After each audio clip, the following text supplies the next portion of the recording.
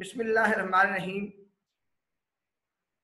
आज लैंग्वेज के जिस एरिया को हम देखेंगे वो ग्रामर की आम सी बात है, लेकिन जो आम सी बातें ना कई बार बड़ी बातें होती हैं। यानी ग्रेट थॉट्स और ऑलवेज द जनरल, जो बड़ी हकीकतें ना वो आम सी होती हैं, लेकिन हम उनको बस आम सा समझ के ना उनको छोड़ देते हैं। तो आज हम एक आम सी हकीकत लेकिन बड़ी इंटरेस्टिंग, मतलब मैं आपको बताता हूँ कि यानी कि मैं अक्सर क्लासेस में पूछता हूँ कि ए और वन में क्या डिफरेंस होता है। मुझे 15 साल एफएससी को पढ़ाते हो गए, किसी क्लास ने यकीन करें मुझे ये नहीं बताया कि सर ए और वन में ये डिफरेंस होता है। सारे कहते सर ए के मानी भी एक होते हैं, वन के मानी भी एक होते हैं। अच्छा, अब है बहुत जमीन आसमान का फर्क है, बड़ा इंटरेस्टिंग फर्क है, बड़ा लॉजिकल फर्क है। ग्रामर का ये बड़ा टेक्निकल एरिया है।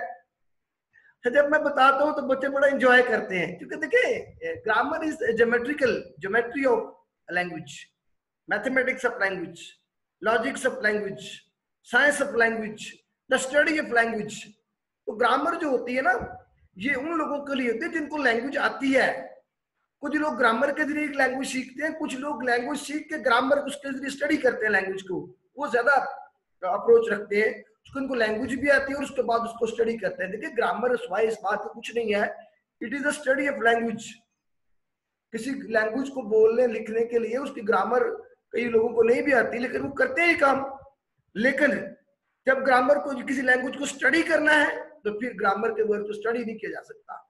Grammar is the science of language, logics of language. पर मैं बात कर रहा था कि मैं उनसे पूछता हूँ कि ए और वन में क्या डिफरेंस होता है, तो वो कभी किसी ने जवाब नहीं दिया। तो आज मैं आपसे ये बड़ी इंटरेस्टिंग जो हकीकत है वो शेयर करूंगा और आपको भी बड़ा मजा आएगा। Definitely you will enjoy it. और ये बात है ही बड़ी मजेदार कि what is difference between A and one. अच्छा, बगैर किसी ताहीर के मैं आपको इसका जवाब देता चल रहा हूं कि एक वन के 4 यूजेज हैं, 4 to 5 यूजेज होते हैं। यूज ऑफ वन एक तो यूज होता है काउंटिंग के अंदर, इस तरह 1 2 3 है। अच्छा, फिर वन का दूसरा यूज है मैचलेस थिंग्स के लिए यूज होता है, यानी कि बेमिसाल चीज जिस तरह का कोई ना हो उसके लिए भी यूज होता है। अच्छा, जिस तरह आइडियाज होते हैं, जिस तरह रिलेटिव्स हैं, जिस तरह गॉड इज वन, अल्लाह बेमिसाल है ना, उसके कोई नहीं। कभी आपने एक गॉड नहीं कहा, वो एक गॉड वैसे भी शिरक है। वो आगे जब हम एक को पढ़ेंगे तो आपको समझ आ जाएगी किस तरह शिरक है। एक गॉड कहना बकायदा शिरक है। तो गॉड इज वन कहते हैं, चूंकि अल्लाह जैसा कोई नहीं है, बेमिसाल चीजों के लिए इस्तेमाल होता है। पोइट्री में भी कहते हैं there are many and you are one. ये बड़ी इंटरेस्टिंग पोइट्री की लाइन है।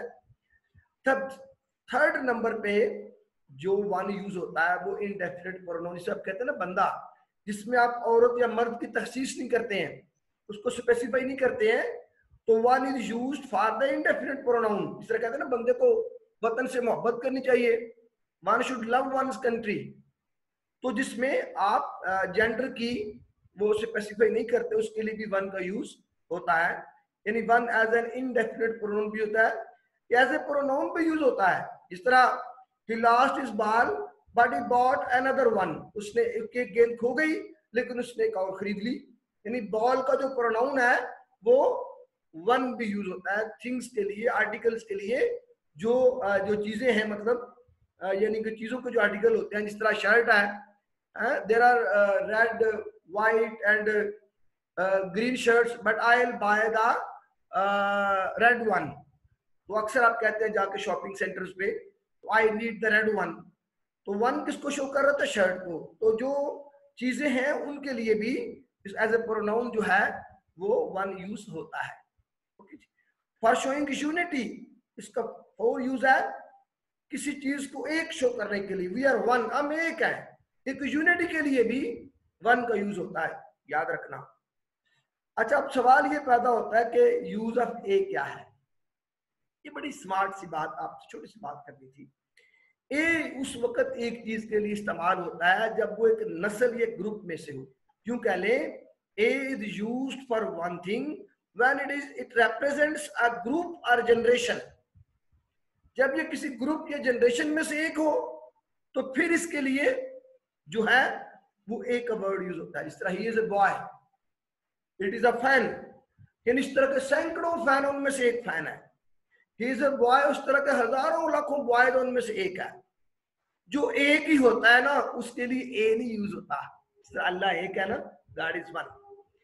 ए एक चीज के लिए उस वक्त यूज होता है जब वो किसी ग्रुप में से हो, जब किसी नस्ल में से हो। इट इज फ्रॉम ग्रुप पर जनरेशन, और किसी नस्ल की नुमाइंदगी कर। इट इज अ मोबाइल, मैं कहता हूँ इट इज अ मोबाइल, तो इस तरह की चीज मोबाइल होती है। इस तरह का लाखों मोबाइल है, मिलियन मोबाइल उनमें से एक है। तो जब एक चीज एक नस्ल की नुमाइंदगी करती है तो उसके लिए हम कहते हैं ए। तो एग्जाम्पल इसके हम लिख सकते हैं जिस तरह he is a boy, he is a boy, yes, it is a fan, it is a fan। तो आज हमने बड़ा मुहत्सर सी बात सीखी कि वन, उसको वापस चले जाते हैं, वन यूज करते हैं काउंटिंग के लिए, नंबर वन। नंबर टू, किसी बेमिसाल चीज के लिए जिस तरह God is one. Number three, जब किसी इनडेफिनिट प्रोनाउन यानी जिसमें अपने औरत मर्द का फर्क ना करना हो, जिसको उर्दू में कहते हैं, पंजाबी में बंदा, बंदा हम टीवी ना देखे हैं, मतलब उस सेंस में जो बंदा आप कहते हैं वो इनडेफिनिट प्रोनाउन होता है और उसके लिए भी वन यूज होता है। बंदे को यार वक्त पे आना चाहिए, one should come in time, इस तरह।